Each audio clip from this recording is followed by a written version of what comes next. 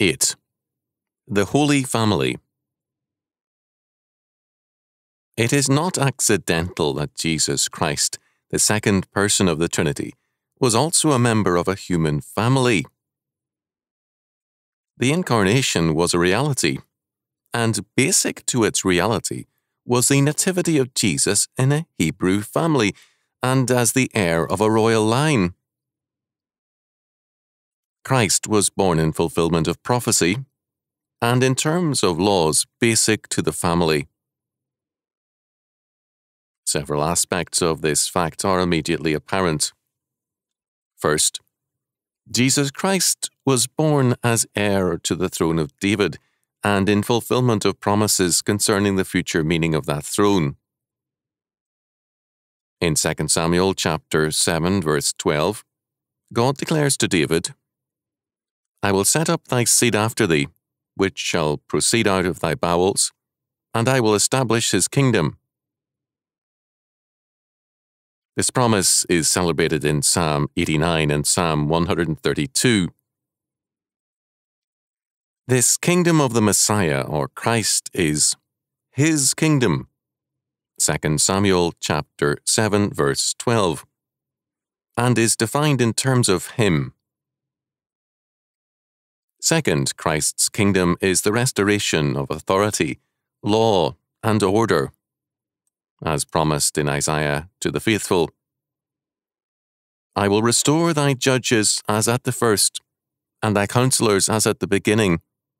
Afterward thou shalt be called the city of righteousness, the faithful city." Isaiah chapter 1, verse 26. Since the judges or authorities were established at Sinai, or as a result of Sinai, the law of God will be re-established as a result of the new Sinai, Golgotha, by the greater Moses, Jesus Christ. Accordingly, the Messiah is spoken of as the one in whom and under whom law and order are brought to fulfillment. He is the Wonderful Counselor, the Mighty God, the Everlasting Father, the Prince of Peace.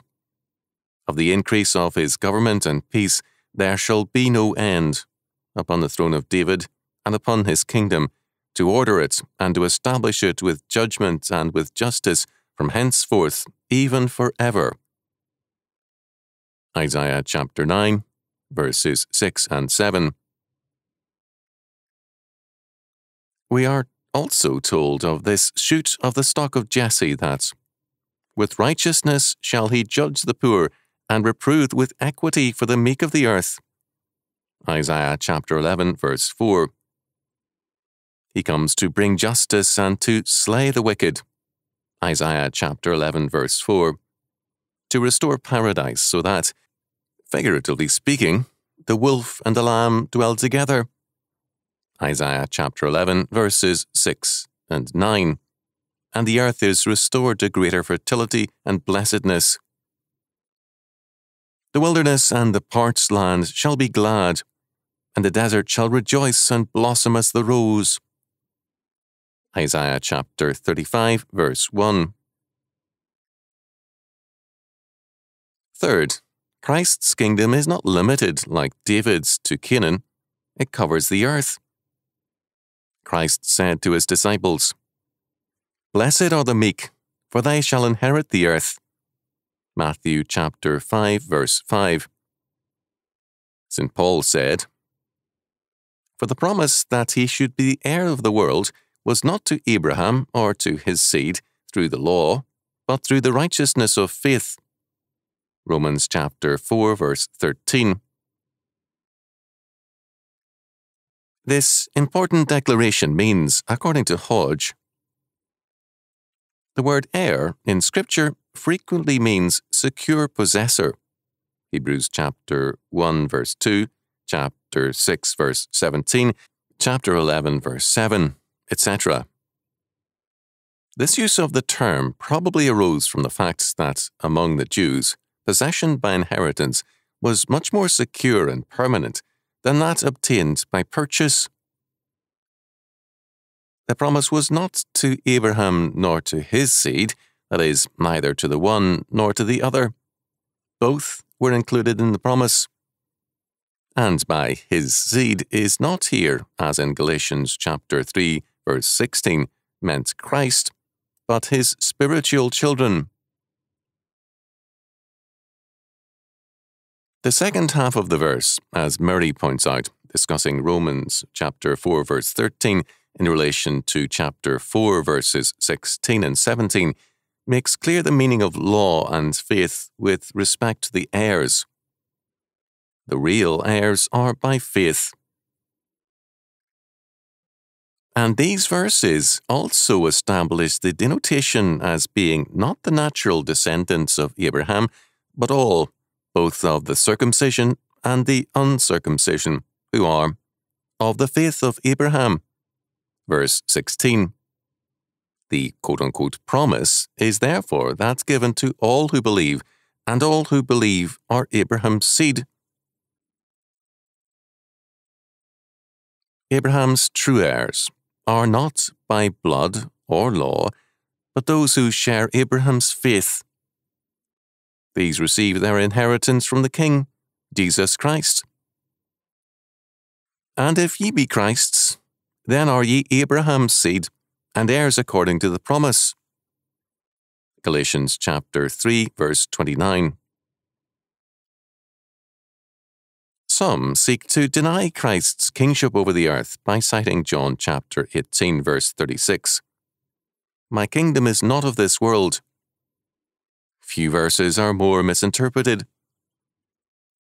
As Westcott noted, yet he did claim a sovereignty of which the spring and the source was not of earth, but of heaven. My kingdom is not of this world means it does not derive its origin or its support from earthly sources. In other words, Christ's kingdom is not derived from this world because it is of God and is over the world. Fourth, Christ, by his virgin birth, was a new creation, a new Adam, like Adam a miracle, a creation directly from God, but unlike Adam, who had no link to any earlier humanity, Christ was linked to the old humanity by his birth from Mary. St. Luke cited both Adam and Jesus as the Son of God. Luke chapter 1, verses 34 and 35, chapter 3, verse 38. Christ is thus the second man, or the last Adam. 1 Corinthians chapter 15, verses 45 to 47. The fountainhead of a new humanity. By his birth of God and of the Virgin Mary, Jesus Christ is head of the new race, as the new Adam, to provide the earth with a new seed to supplant the old Adamic race. The first Adam was tempted in paradise and fell. The new Adam was tempted in the Adamic wilderness and began there the restoration of paradise. He was with the wild beasts, and the angels ministered unto him. Mark chapter 1, verse 13. Communion was restored by the second man with the angels of heaven and the animals of the earth. As the true Adam, he exercised dominion. Genesis chapter 1, verse 28. And as the Lord of the earth, he issued his law on the mount, confirming the law he had earlier given through Moses. Matthew chapter 5, verse 1 to chapter 7, verse 29. In the ancient world, the king was the lawgiver, and a lawgiver was thus either the king or an agent of the king, as in the case of Moses. Jesus, by declaring in the Sermon on the Mount, I say unto you, declared himself to be the king, and by his great commission made it clear that his kingship is over all the earth. Matthew chapter 28, verses 18 to 20. Fifth, Jesus Christ, as King of the earth, has the right of dominion. This means that he attacks and overthrows all those who deny his dominion. As God declared, I will overturn it, and it shall be no more, until he come whose right it is, and I will give it him. Ezekiel chapter 21, verse 27. This overturning of his enemies continues today. Hebrews chapter 12, verses 25 to 29. Sixth, Jesus Christ was born under the law and into the law to fulfill the law. This fulfillment he began from his birth by his membership in the Holy Family, where, as a dutiful son, he kept the fifth commandment all his days. As the legal heir of a royal throne, he lay claim to the God-given promises, and, as legal king of the earth, he is in process of dispossessing all false heirs and all enemies from his possession. Seventh, Jesus Christ obeyed the family law. As a dutiful son, he made provision for his mother from the cross. John was given to Mary as her new son to care for her. But the new son Christ gave to Mary was in terms of the family of faith. John chapter 19, verses 25 to 27, so that Christ indicated that true heirship, for the heir inherits responsibilities, is by faith more than by blood. This principle he had earlier declared with reference to his mother and brothers.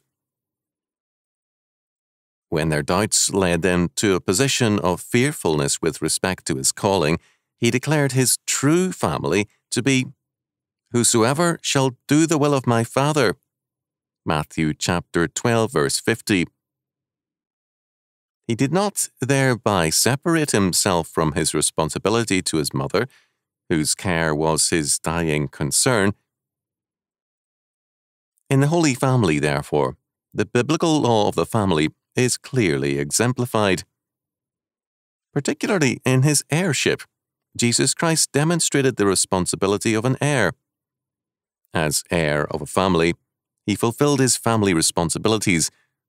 As heir to a throne, he met his royal obligations. As heir to the racial mantle as the second Adam, he met his duties to the race. He thus demonstrated that heirship is by responsibility